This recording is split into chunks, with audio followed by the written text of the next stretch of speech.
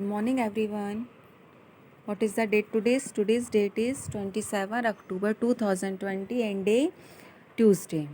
Today's thought is our responsibility is do to what we can, learn what we can, improve the solution and pass them on. It means हमारी जिम्मेदारी यह है कि हम क्या सीख सकते हैं और हम समाधान में सुधार कर सकते हैं और उन्हें पारित कर सकते हैं. ओके, नाउ आज हम इस वीडियो में क्लास 5 की हिंदी पाठ्य पुस्तक का पाठ 7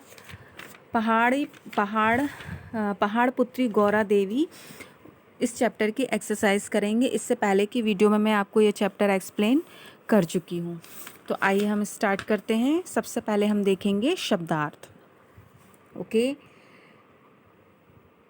शब्दार्थ में फर्स्ट है आपका श्रेय. श्रेय यानी होता है यश, प्रकोप आक्रमण, क्षति हानि, कारोबार व्यापार, चेतना होश, अदम्य जो दबाया ना जा सके, चाल छल धोखा, जननी जन्म देने वाली, सुगम आसान, मुआवजा बदले में दिया गया धन. नेक्स्ट एक्सरसाइज है पर्यायवाची शब्द. द्वार. द्वार के और क्या पर्यायवाची शब्द हो सकते हैं? जैसे दरवाज़ा पट, पेड़ वृक्ष तरु, आयु उम्र अवस्था, पशु जानवर जंतु. नेक्स्ट है आपका विलोम शब्द. अपोजिट वर्ड है सरल कठिन, सुगम दुर्गम, विरोध समर्थन, मृत्यु जन. ओके, नाउ अब हम देखेंगे मौखिक प्रश्न उत्तर. प्रश्न फर्स्ट है आपका वन विभाग की चाल सफल क्यों ना हो सकी. इसका उत्तर है वन विभाग की चाल सफल नहीं हो सकी क्योंकि एक लड़की ने ठेकेदार और मजदूरों को रैणी के जंगलों में जाते हुए देख लिया था और उसने उसकी सूचना गौरा देवी तक पहुंचा दी. नेक्स्ट क्वेश्चन है आपका ठेकेदार तथा मजदूरों को वापस क्यों जाना पड़ा. इसका आंसर है गौरा देवी के साहस ने एक भी पेड़ कटने नहीं दिया और ठेकेदार तथा मजदूरों को वापस जाना पड़ा. नेक्स्ट है आपका गौरा देवी को प्रथम वृक्ष मित्र पुरस्कार किस लिए प्रदान किया गया. तो इसका उत्तर है पेड़ों की रक्षा के लिए गौरा देवी द्वारा किए गए सराहनीय कार्यों के लिए सन 1986 में महिला मंगल दल की 30 अन्य अध्यक्षताओं के साथ उन्हें प्रथम वृक्ष मित्र पुरस्कार प्रदान किया गया. ओके, नेक्स्ट है आपका शुद्ध उच्चारण कीजिए. मेरे साथ साथ आप करेंगे. अदम्य, प्राप्त, मृत्यु, अतिरिक्त, वृद्ध, आत्मनिर्भर, अध्यक्षता, नेतृत्व. Okay, now come to the next page. Next है आपका इनके उत्तर लिखिए. अभी लिखित प्रश्न उत्तर है. पहला है पेड़ों की कटाई से पहाड़ के लोग खुश क्यों नहीं थे. तो इसका आंसर है सन 1970 में अलकनंदा नदी में आई भयंकर बाढ़ के बाद भारत सरकार ने इस क्षेत्र पर अधिक ध्यान देने का प्रयास तेज किया. इसके परिणाम स्वरूप सैनिकों के लिए रास्ता सुगम बनाने के लिए पेड़ों की कटाई शुरू की गई. सरकार के इस प्रयास से लोग खुश नहीं थे. नेक्स्ट है आपका गौरा देवी किस प्रकार अपने पति का हाथ बटाया करती थी. विवाह के बाद गौरा देवी अपने ससुराल में खेती बाड़ी पशुपालन आदि के काम में अपने पति का हाथ बटाया करती थी. नेक्स्ट क्वेश्चन है आपका गौरा देवी किस दल की अध्यक्षता थी. तो गौरा देवी महिला मंगल दल की अध्यक्षा थी. नेक्स्ट है आपका पेड़ों की कटाई के विरोध में रैली का आयोजन कब और कहाँ किया गया. तो पेड़ों की कटाई के विरोध में रैली का आयोजन 23 मार्च 1947 को गोपेश्वर में एक रैली का आयोजन किया गया. ओके, नेक्स्ट है आपका श्रुत लेखन कीजिए. जैसा मैं हमेशा बोलती हूँ आप इन श्रुत लेखन को इन शब्दों को पहले लर्न करेंगे फिर 5 टाइम्स बिना देखे लिखेंगे.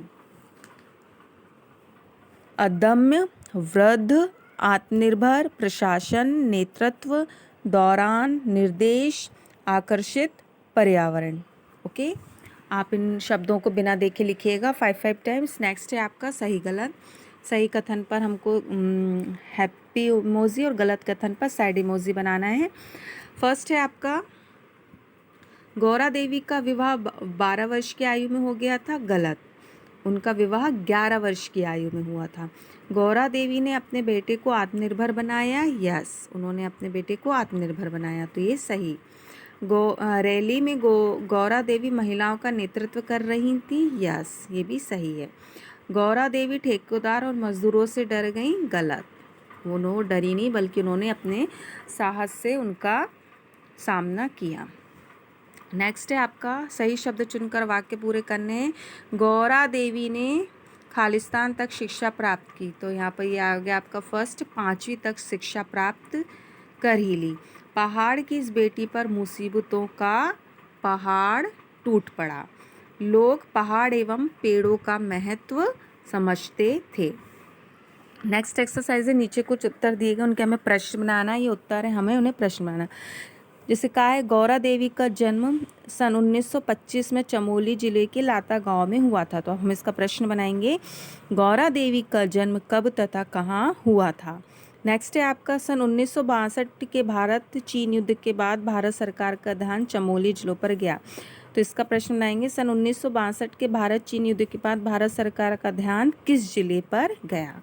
नेक्स्ट है, गौरा देवी ने गरज कर कहा कि यह जंगल हमारा मायका है, तो इसका प्रश्न बनाएंगे कि गौरा देवी ने क्या कहा। Okay, now come to the next page.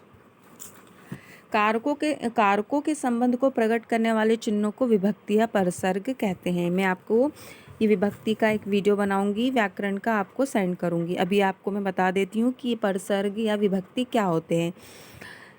तो जैसे अगर मैंने बोला उदाहरण के कि रवि ने पुस्तक पढ़ी, रवि ने पुस्तक पढ़ी, तो इसमें कारक क्या हो गया हमारा, ने।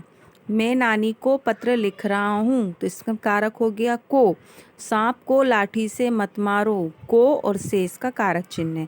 यह पुस्तक मेज पर रखी है, तो यहाँ पर कारक चिन्ह हो गया पर। यानी हम ये कह सकते हैं कि संज्ञा या सर्वनाम के जिस रूप से उसका संबंध वाक्य की क्रिया तथा अन्य शब्दों से जाना जाए उसे कारक कहते हैं। कारक या विभक्ति चिन्ह जो कहा जाता है।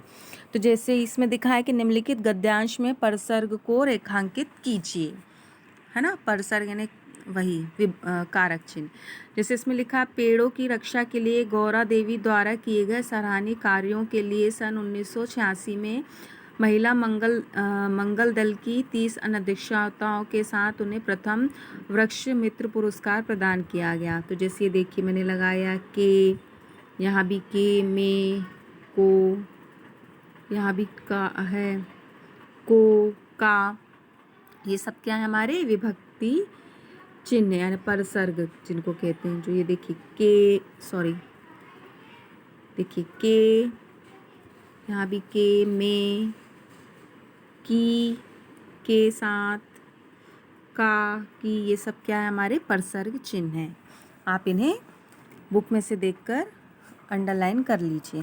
नेक्स्ट है, जो शब्दांश जो शब्द के आरंभ में लगकर उसके अर्थ में परिवर्तन या विशेषता लाते हैं उन्हें उपसर्ग कहते हैं। मैंने आपको उपसर्ग व प्रत्यय का वीडियो बनाकर डाला है, आप उसको अच्छे से देखिएगा कि जो शब्दों से पहले लगे वो क्या कहलाते हैं, उपसर्ग, और अब शब्दों के बाद जो शब्द लगते हैं वो क्या कहलाते हैं, प्रत्यय। तो यहाँ पर हमें उपसर्ग, अति और अभी उपसर्ग लगाकर 4 नए शब्द बनाने हैं। तो पहले अति, तो देखिए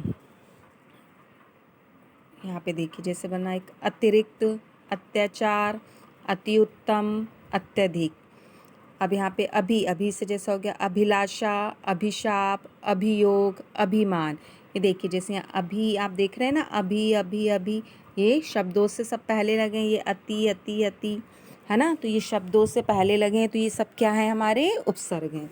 नेक्स्ट है, निम्नलिखित शब्दों के वचन बदलिए। ठीक है, यहाँ पे सब हम एक वचन में दिया गया है, हमें उसे बहुवचन में बदलना है। जैसे बेटी तो बेटियाँ, पशु पशुओं, सैनिक सैनिकों, गांव गांवों, समस्या समस्याएं, कहानी कहानियाँ, बेटा बेटों, पेड़ पेड़ों, महिला महिलाएं, सड़क सड़कें। यह आपके हमने बहुवचन में बदला। निम्नलिखित शब्दों से विशेषण शब्दों की रचना कीजिए। हमको ये शब्द है उसका विशेषण बनाना। जैसे साहस का क्या हो गया यहाँ पे साहसी, तो ऐसा होगा। शिक्षा का विशेषण क्या होगा, शैक्षिक या शिक्षित भी होता है ना, शिक्षित या शैक्षिक। कारोबार कारोबारी, पहाड़ पहाड़ी, विवाह वैवाहिक, भारत भारती, ये क्या हो गया, इसके विशेषण हो गए। ओके, तो आपकी इस चैप्टर की एक्सरसाइज कंप्लीट हुई। आपका होमवर्क है कि आप इसकी जितनी भी इस चैप्टर की एक्सरसाइज है उसे लर्न करेंगे व प्रश्नोत्तरों को भी लर्न करेंगे। Okay, thank you, have a nice day.